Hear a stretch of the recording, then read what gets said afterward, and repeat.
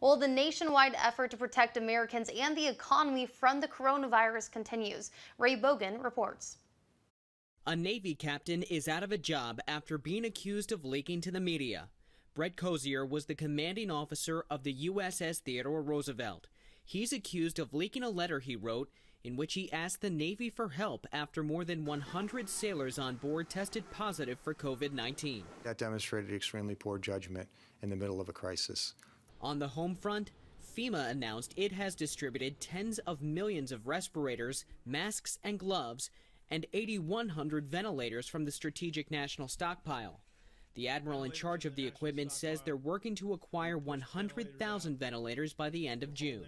All of those vendors that we're buying them from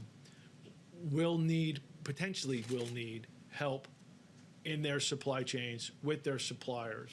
The president used the Defense Production Act to mandate HHS get 5 companies, including General Electric, the supplies they need to build ventilators.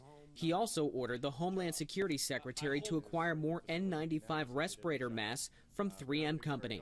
The Department of Justice also used the DPA to take urgently needed personal protective equipment from a hoarder during an enforcement operation. The hundreds of thousands of gloves, masks, and surgical gowns have been distributed to New York and New Jersey.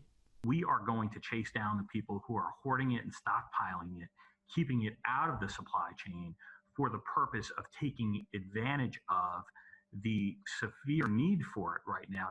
There are more investigations underway. Vendors can sell PPE to the federal government through FEMA. Ray Bogan, Fox News.